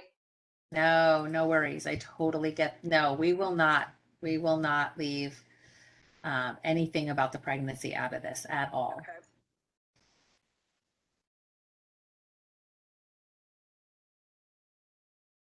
Yeah. So I have the questions up above in case we have time. But oh, this is what I wanted to ask. I was going to add this one because this is a really good one. What can this person do to be more whole? What concrete steps can they take? Now, here's my question to you. I did something really fun in a session the other night that you might find interesting. So we talked to her higher self, who gave amazing insight and wisdom for her session. I'm actually going to be putting it on YouTube very soon. But um, I talked to her beforehand and said, you know, when I put my daughter under hypnosis, we channel the law of truth. And the law of truth is like, you know, if somebody sees a movie star, they're like, oh my gosh, look, it's Justin Bieber or whatever, right? To me, I'm like, oh my gosh, it's the law of truth. Like, that's how I am with the law of truth. Like, because I just love the law of truth. I'm in awe of the law of truth because the answers are just blunt and straightforward. And this is what you need to do. And you're not doing this. You're playing small. You need to take leaps, not baby steps. Like, it just tells you, you know, no sugar and roses sprinkled on anything, right? It's just Okay. straight truth, right? And so I love it because by nature I'm a very blunt person, right? I Okay. try to temper it, right? I try to fit into society a little bit better than that. So so my bluntness doesn't come through as much, but I'm by nature very blunt. And so I love the law of truth. And I know that my path is actually I'm studying in many different lives to become I guess I would say call it like a spokesperson, a representative for the law of truth one day in the spirit realm because I'm just so fascinated by it. But so we called forth the law of truth at the end of the session and said, what does the law of truth have to say about her life and what's going on in her life and what's happened in her life? And oh my gosh, the tone of her voice changed. She almost sounded like a computer recording, the way Mm. her voice came through. And it was just straight, blunt, bump. She's doing this and she needs to be doing this. She's playing small. She needs to get that business going because she knows she can and she's acting like she can't, but she knows she can and she needs to take leaps instead of these baby steps that she's taking. And it just like, it was like maybe 4 sentences worth of stuff, but it was really awesome. So if you want to, we can also do that toward the end of your session and ask the law of truth if it has anything it wants to add. Interesting. Wow. If you want to, we can. You don't have to. Maybe I'll watch her session first and then I'll come back to you and get. You won't have time before tomorrow because it won't be up before tomorrow. Oh, no, that's, yeah, no, not before tomorrow, but we can do this more than once, right? Oh, This isn't absolutely. like, Absolutely. Absolutely. okay, Absolutely. So yeah, we'll skip it for now. But you okay. can actually, But in that's these cool. sessions, you can actually channel any one that you want. You can channel the law of knowledge. You can channel the law of wisdom. You can channel, I don't think you can channel the angels or the archangels, but you could channel like an ascended master. Like there's all kind. I mean, the sessions could get really fun. You could Wow. Mary, like what was it like? Why was I like attracted to praying to you? Like what was it? Why were you calling me to pray to you? Like you could ask Yeah. things like that in future sessions. So that would be super fun. Wow. Okay. Yeah, there's a woman, Pamela Kribbe, Kribbe, who has some great books, and she has a lot of messages in her. She channels Jeshua or the Oh, soul yeah. of Jesus, right? Yeah. Like one of her amazing books is called The Jeshua Channelings, again by Pamela Kribbe, and then she also channels Mother Mary. So she Oh, has wow. really amazing stuff in her books. Oh, that's neat. Okay. I've never heard of her. I wrote that down. Yeah. And then another book that you might want to get on Audible. I would not recommend reading it because it's so long, but it's amazing to listen to on audio. Is called Your Soul's Plan by Okay. Robert Schwartz. And then his follow-up to that is called Your Soul's Gift. And it's all about different stories of people who went through very traumatic things in their life. And Pamela Kribbe helps him in the first book as being one of the people who channels Jeshua, asking, why did they choose this? And then there's a psychic who goes in and listens in on the pre birth planning session for that life to help them determine why they chose to experience these different things and these traumas.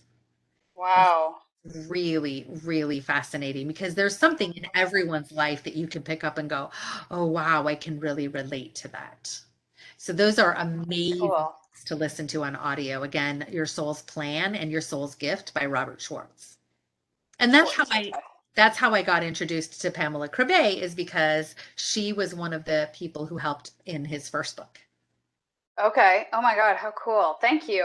I Yeah. love spiritual books these Yeah. days. Oh my goodness, they're amazing.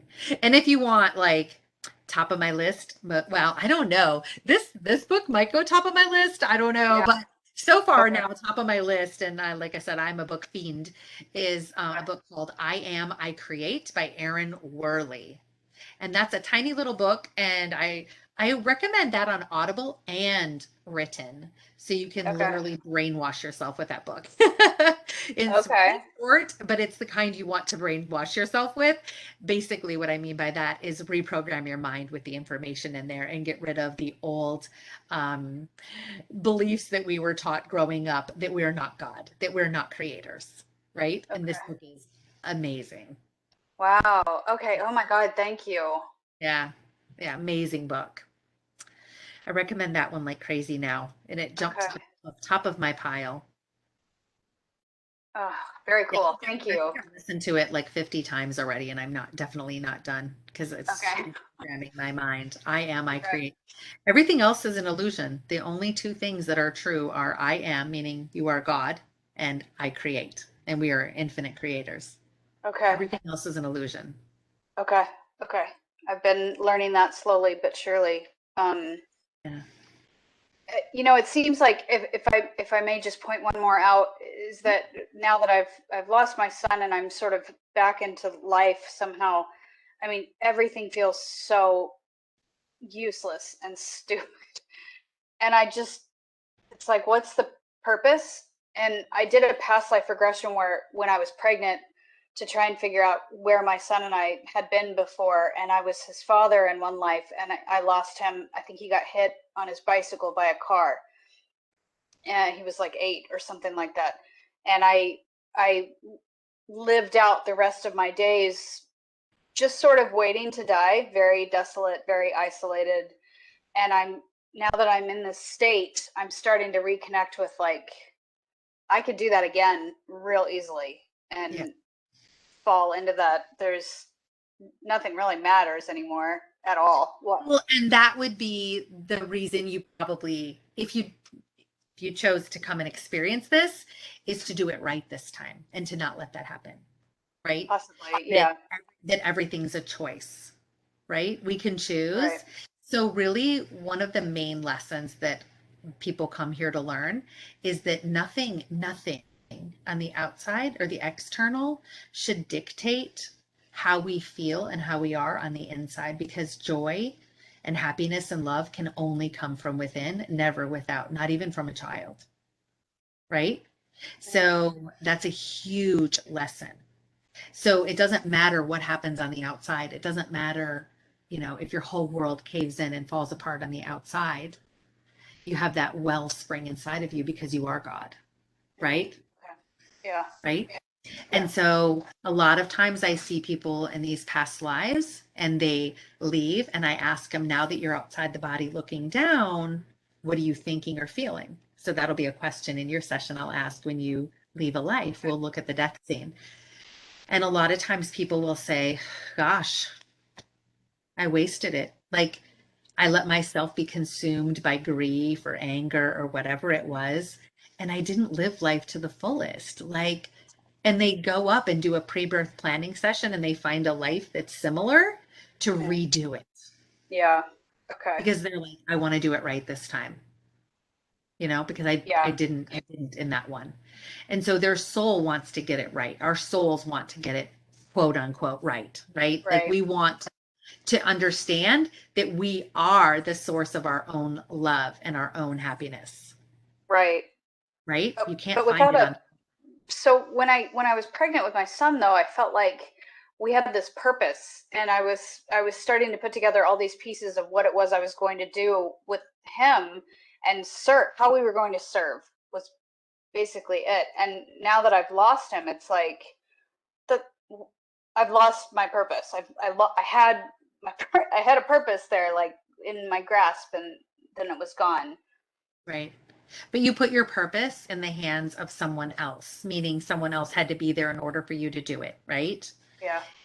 And that's That's what we don't want to do. That's giving away Okay. your power. So you gave away your power to your son before he was even here, right? Yeah. Right. So you gave away that power. And that's something we want to be in our own power. We don't want to give that away, right? Right. So is it okay to ask a question about my purpose then? Yeah. Is that because those You are mean some, purpose as in, you know what your purpose is in your career, right? Because you love your career, didn't you say, right? Do you yeah, if I mean can get non it funded. purpose? Okay, okay, okay. Then let's do that. Yeah. So, yeah, What is did my she plan? career my purpose? What,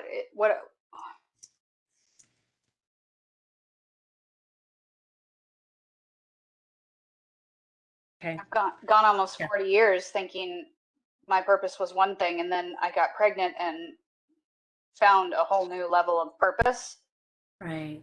and then lost it. So it was like to go back is kind of like I don't want to go backwards. Got it. Okay. Then let's make that a priority question too. Thank you. Yeah, absolutely. So, so we're good on questions. And the very last question that I always ask is this one. Well, I always ask, do you have any final, messages for her before we end the session? And then I say, if she takes all of the information from this session and incorporates it into her life, how will her life be different compared to what it would have been like had she not done this session? So I ask that because I want people to know, if you take all this information and incorporate it, this is how your life is going to be different.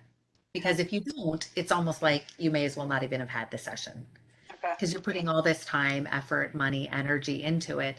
And you're going to get some incredible, amazing wisdom and insight and a roadmap for the questions that you have in your life. But it's just like if someone were to show you, like, here, you want to lose weight, here's the perfect diet, guaranteed you will lose 50 pounds in 5 months, right? If you do Yeah. this. Yeah. But it's up to you if you're going to take it and do it and lose the weight, or just be like, Yeah. I'm not eating vegetables, I'm not doing this. So, and then you don't do it. So, Right. I mean, I see people doing it both ways. Some people Okay. will take this and use it as a study guide, because I'm going to be typing notes the entire time that you're talking, Okay. and channeling your higher self. So you'll have almost a verbatim transcript by the time I'm done. So you'll be able to go back to this every single day if you want, to remind Wow. yourself, keep it in front of you all the time, right? And how Okay. you can manage your life, and for related to all the questions that you have about your life. Okay. Or you can just file it away and never look at it again, and Yeah. you'll just keep splashing around in the water trying to figure out how to get to the shore on your own, Yeah. right? Okay. Yep. So it's completely up to you. Okay. What you do with the session when you're done is up to you. Okay. And you'll also get the recording from this. Okay. That's Yeah. great. My gosh. Yeah. So you'll have lots to look at. Okay. So let's do a little bit of this is coaching on what happens when you're under hypnosis. Okay. So the three types of people that I see under hypnosis, the first type, they are completely gone out of it. Their conscious mind checks out, and they wake up afterwards and they don't remember a thing that happened. Okay. Okay. That's not quite a third of the people. It's becoming fewer and fewer the more sessions I do. And then the second type, which actually is a large portion of the people who are under hypnosis, their conscious mind. So let's call your conscious mind Lyndsie, right? That's you, right? So you Mhm. have your conscious mind, and then you have your God self, your authentic self, your higher self, your genuine self, right? Mhm. And Lyndsie only has this one life. She's only going to be Lyndsie one time, because before she was Bob, and then she was Jill, and then she was Julie, and then she was maybe Martian Susan, or whatever, right? E.T. Mhm. Susan or whatever, right? Yeah. So the higher self has seen many incarnations, and each one of those incarnations only had that one life, just like Lyndsie only has this one life. And so Lyndsie can be really, really strong in the hypnosis session, or Lyndsie might be a little more passive, like the one who just checks out and just, lets the higher self take over and talk, and just like goes and, grabs a nap or something while it's happening on her own, right? So the second group is Lyndsie would kind of like ebb and flow. She would kind of come in for a little bit and peek her head in and then kind of like just get bored with it and just like kind of like lull off. And then she might peek her head in a little bit and go, oh, we're still doing that. Oh, that's what's being said. Oh, that's interesting. And then she might just kind of fade away again. So that's the second part. You come kind of come and go. The third type of person, the Lyndsie personality, would be much stronger, and she wants to see everything that's going on in the session.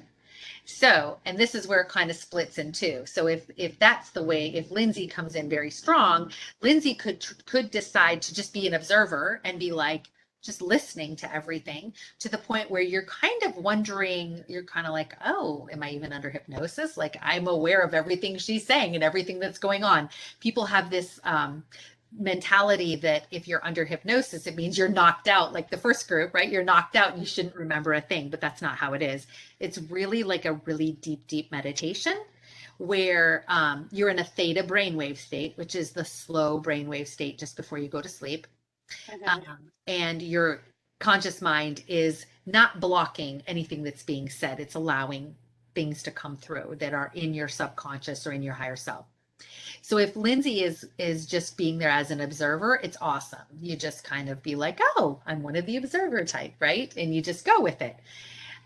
Otherwise, some people's personalities can be kind of obnoxious, and they will sit there and try to tell you in your mind while you're trying to channel your higher self and answer the questions that I'm asking, you're just making this up, don't you? Right? Like, you already knew that. Like, why are you saying that? Like, this is all make believe. Aren't you hungry? Doesn't your leg itch? What about your head? Isn't your head itching right now? Like, it will just try to sabotage these sessions and distract you unbelievably much. So in case that is you, because I want you to be prepared, in case it is you, I want you to just imagine like your higher self is almost like this ball of wisdom and light above you, and you're just channeling through this tube of light, and it's coming out of your mouth, and the answers are just coming straight from your higher self. So you want your answers to come quick so that they don't get bogged down in your brain and get analyzed, interpreted, or you're not judging them or filtering them or doubting them or anything like that. You just want them to flow like a gumball in a gumball machine, right? You just want the answers to just come quickly. If that's you. And it might come to a point if Lyndsie, the personality, gets really obnoxious, where you're in your mind going, you know what, Lyndsie, I need you to sit down in the chair in the corner of the room. Just make this imaginary chair over there and say, I need you to sit down over there. And if you don't, I'm going to tie your hands to the chair where you can't move.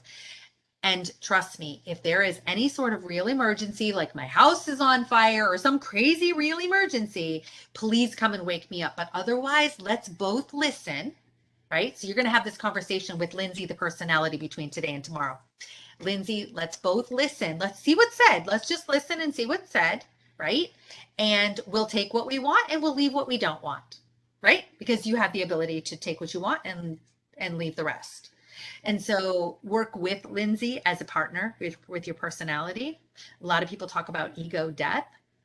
I don't really like that term, ego death, because what you resist persists. And so I like the idea more of, let's be partners, Lyndsie personality, and let's become more of my higher self, because there's a lot less struggle and pain and heartache and trauma and drama when you're the higher self, because the higher self is outside all of that, right? Doesn't have any beliefs, doesn't have any judgments, you know, it's just outside of all of that. And you learn life lessons a lot through joy and instead of pain and sorrow and suffering when you're in the personality. So I'd be like, let's try that way, Lyndsie, because we've had enough pain and sorrow and suffering and trauma and drama.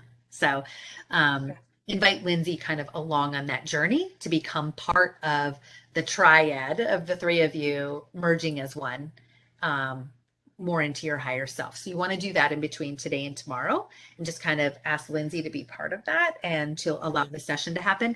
And then you also want to talk with your spirit guides and your spirit team, your higher self, and say, hey, team meeting, I want everyone to know I'm going to be doing this session. I want you all to be there, be present, help to make it a successful session.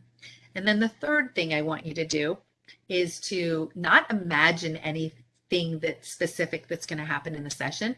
Just imagine being at the very end of it and saying, and the feeling of everything that happened was exactly like it was supposed to happen. And I'm so thankful for Okay. every piece of information that I got without trying to pretend you know what could happen in this session. But Okay. just be at the end, at the other end of the bridge, just being thankful, grateful for everything you did get or you did learn. Okay. Got it. That's a good point. Those are your homework for tomorrow. Okay. So, any questions before we end it and take a break until tomorrow? Yes. One question is, right now I'm standing. I stand when I work, so I'm always standing. How should I be? What would be the best body position?